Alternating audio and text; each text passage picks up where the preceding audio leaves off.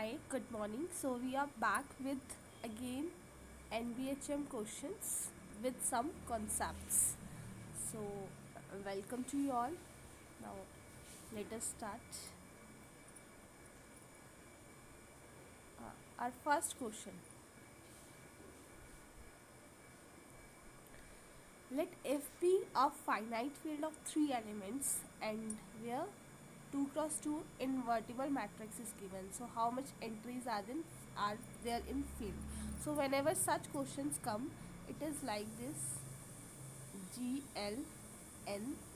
Okay.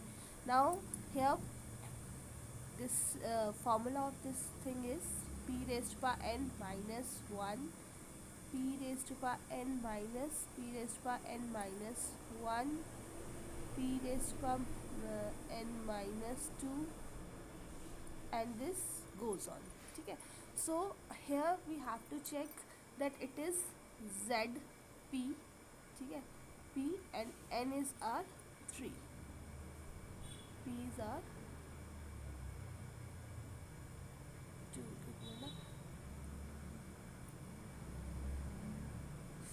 ठीक है. Now 3. Now we have 3 raised to power 2 minus 3 raised to power 0 we have. And wait, I have to rub this.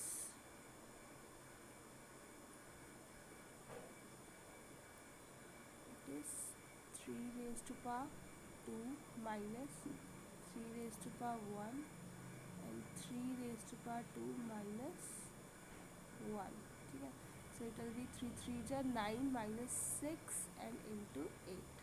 So our answer is 48. So how many entries are there? It is 48. Always remember, whatever is given, it is 2 cross 2 matrix. So matrix is always your P. Matrix जो given होगी, that is your P. And how many elements are there? They are n. So this is the formula for finding. ठीक है.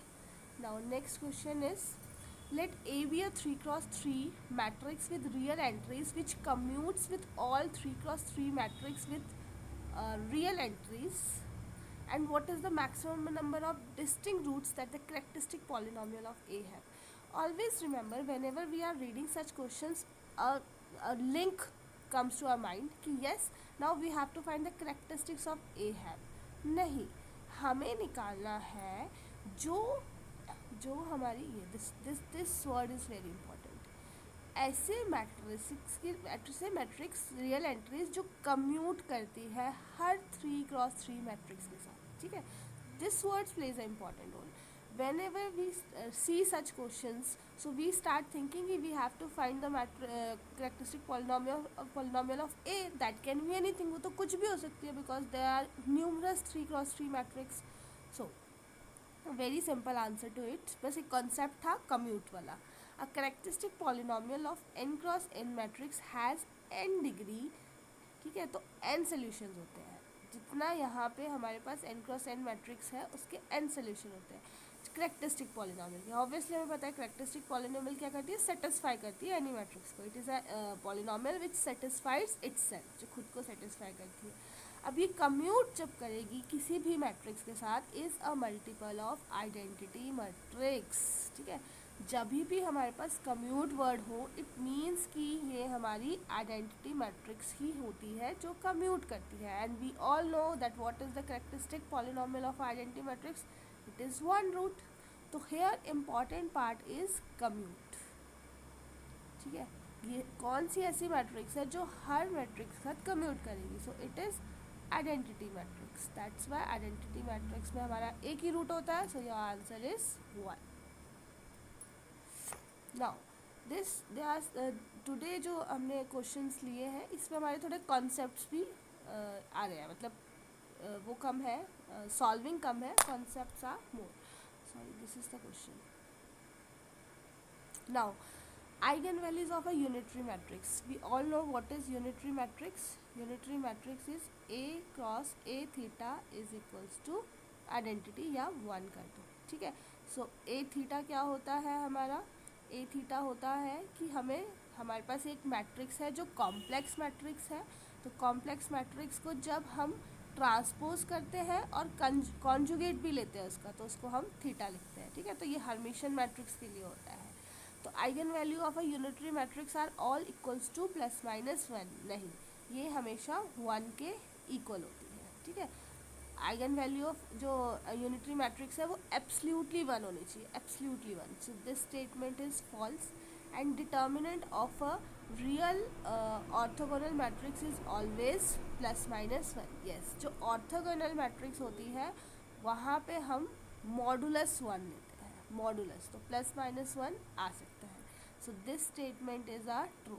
आई hope you know what is orthogonal. Orthogonal is A transpose is equals to identity.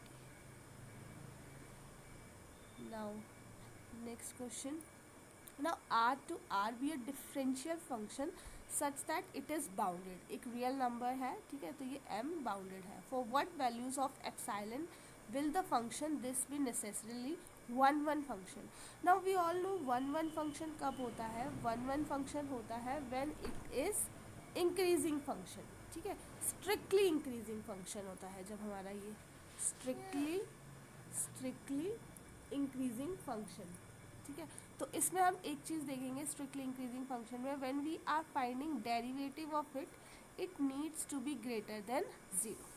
1 1 function के लिए हमारी trick होती है if your function is strictly increasing and monotonic, ठीक है।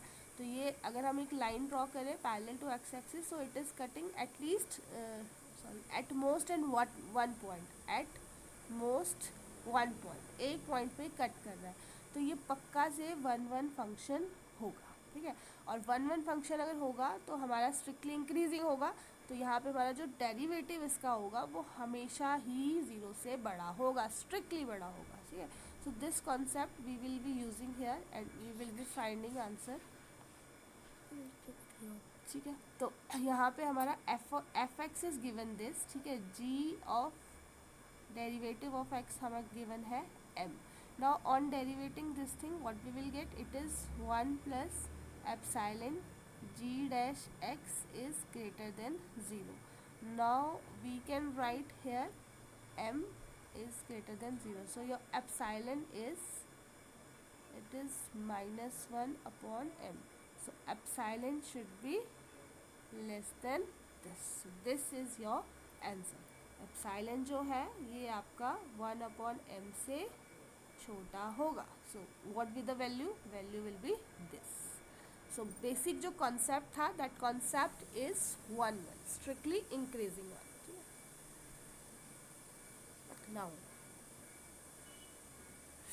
Now these are the statements. A be a Hermitian matrix, ठीक है, A is our Hermitian matrix.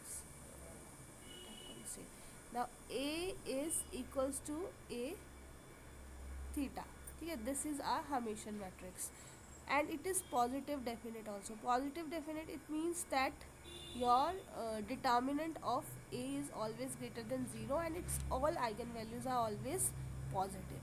So it says that there exists a Hermitian positive definite matrix such that B square is equals to A. Yes, because there exists, here it is written that there exists a Hermitian positive matrix. तो एक हमारे पास A तो already दी है Hermitian matrix, वो positive definite भी है, तो कोई और भी हमारे पास एक एटलीस्ट एक मैट्रिक्स एग्जिस्ट कर सकती है जो हमारी B square equals to A है. So our A statement is very much correct.